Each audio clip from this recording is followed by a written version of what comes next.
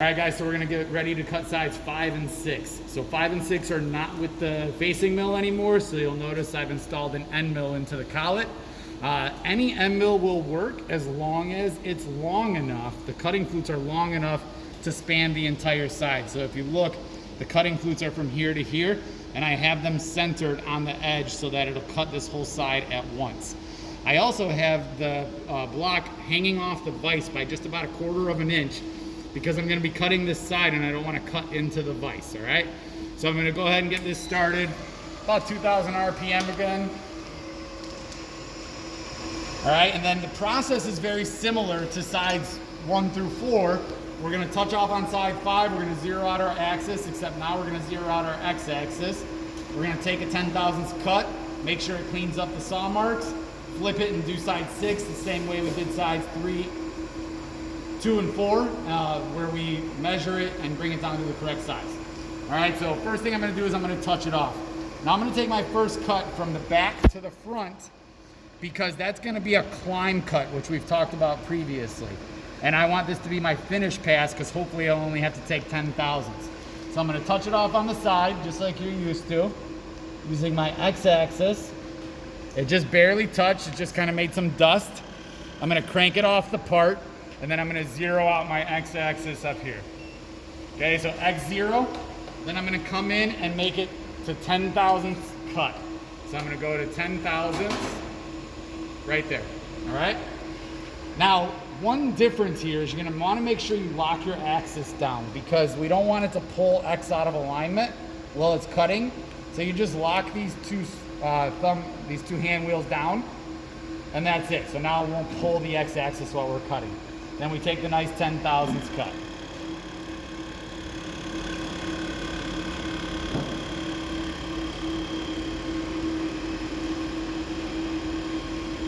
And it should go without saying that I tapped down the block onto the parallels, because I have a finished surface sitting on the parallels. All right, so now I double check the side, and I want to make sure that there's no saw cuts left. And this actually looks really nice. So side number 5 for me is done. So I'm gonna take the block out.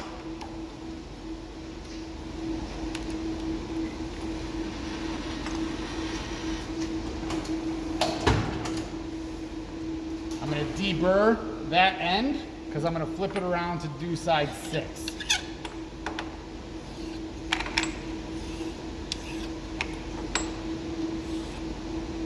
Okay, check for burrs, make sure everything's good. Make sure your parallels are clean, everything's clean there.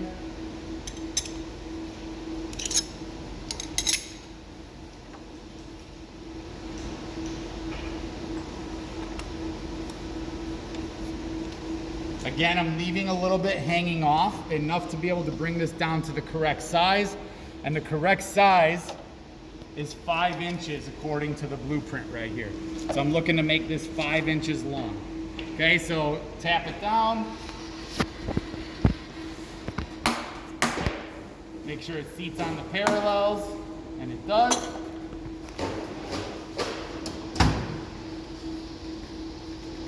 And now I'm gonna take a 10/1000 cut, just like you did before, so I can get a nice measurement surface. So I'm gonna come back to the back of the part, because I want it to be a nice clean cut. I'm gonna touch it off, just like that, 0. And then I'm gonna go to a 10/1000 cut. I'm gonna lock it down and take the cut.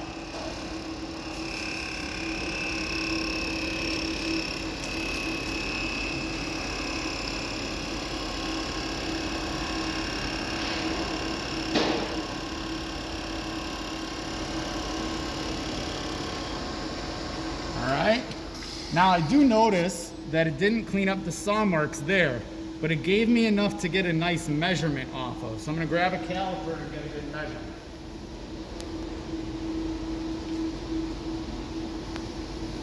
Okay, so I'm gonna measure it while it's still in there. And right now I'm sitting at 5.110. So in this case, yeah, 5.111. I want it to be at 5 inches even, so I have 111 thousandths to take off. So that's gonna be about 2 50,000ths cuts and then 1 10,000ths or 11,000ths cut to bring it down to size, all right? So I'm gonna go ahead and start this up. I'm just gonna re-zero my X so that I can just start fresh. I'm gonna take a 50,000ths cut. Now this will be a conventional cut. So we actually take it from the front to the back. All right, so about 50. Make sure we lock it down. A heavier cut's really gonna wanna pull this out of the way.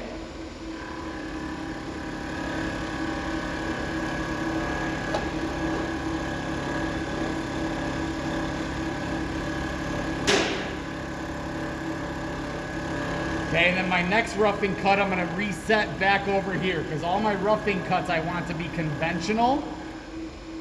So once I finish it, I come right back. I'm gonna take another 50. So on the display, I'm going to 0.1 or 100,000ths total. Lock it back down. One more cut here.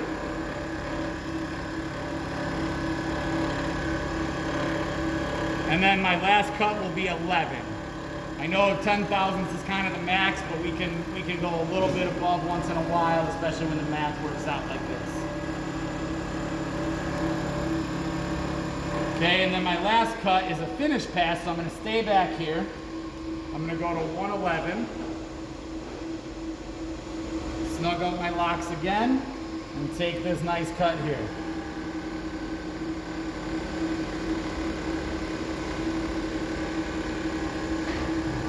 And then I'll double check the measurement before I take it out, and then I'll just deburr the block, but as long as it's 5 inches, I'm done with side 6.